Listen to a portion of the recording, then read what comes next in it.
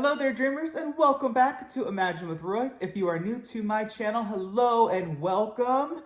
This is going to be a really fun video. I got recently asked, is It's a Small World haunted? Now, I have done a video previously on all the haunted places at Disneyland, so I will link that below. But today, let's cover specifically my experiences working in It's a Small World.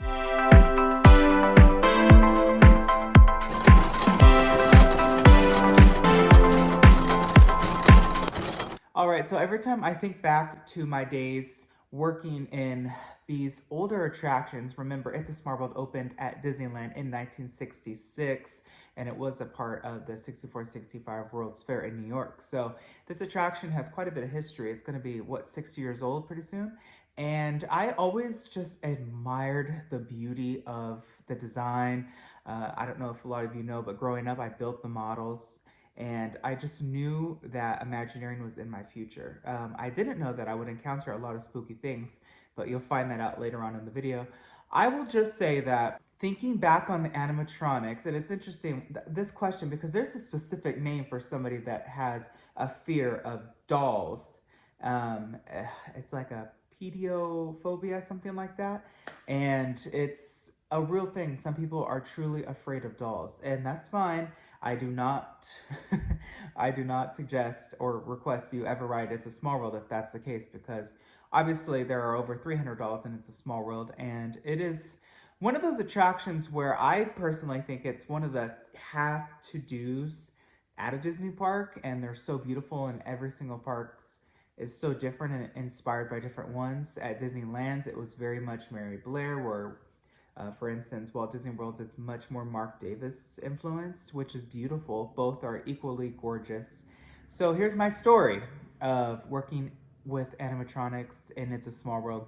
So when I was thinking back, because I remember in Pirates, there would be pirates that would glitch and move all the time. So working specifically in this attraction, I cannot remember off the top of my head any dolls moving specifically.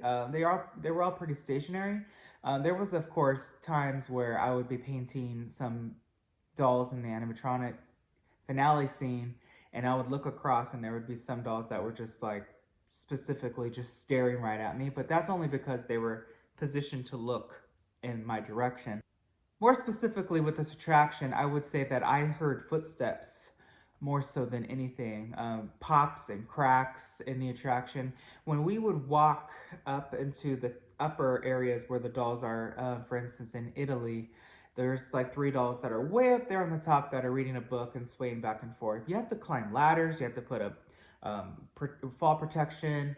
It's a process to get to some of these dolls, and I would walk up the ladders and I would be painting, and it would just be me at 3 a.m. with all these dolls, and no one else would be there, and I would hear footsteps or pops or the water splashing.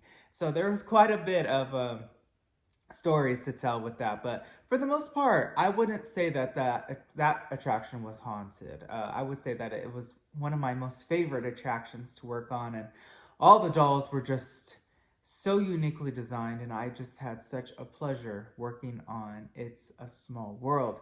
Now, a lot of you know that It's a Small World is going to be changing its song pretty soon, which is really exciting for Disneyland's 70th. And additionally, we're getting a new doll and a new toy, which is really something to document, I would say, because every time It's a Small World doll is added, at least when it was first being introduced, boy, oh boy, people were not happy about it.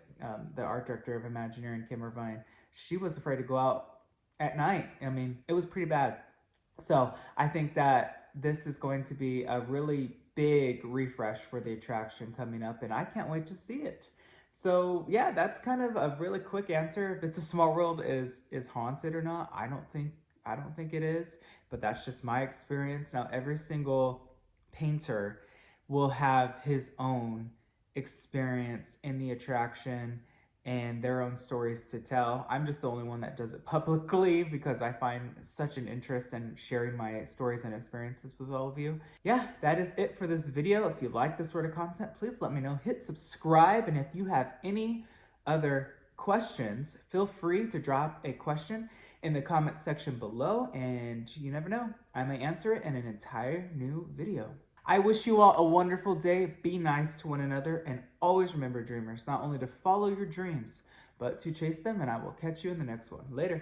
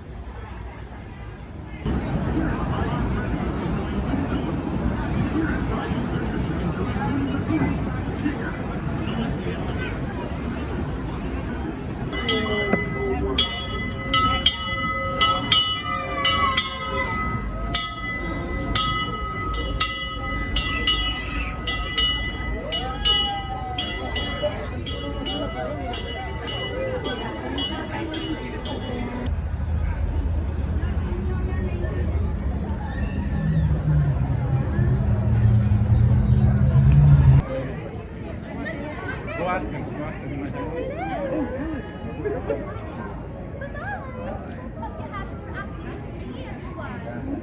You gotta get in there if you want.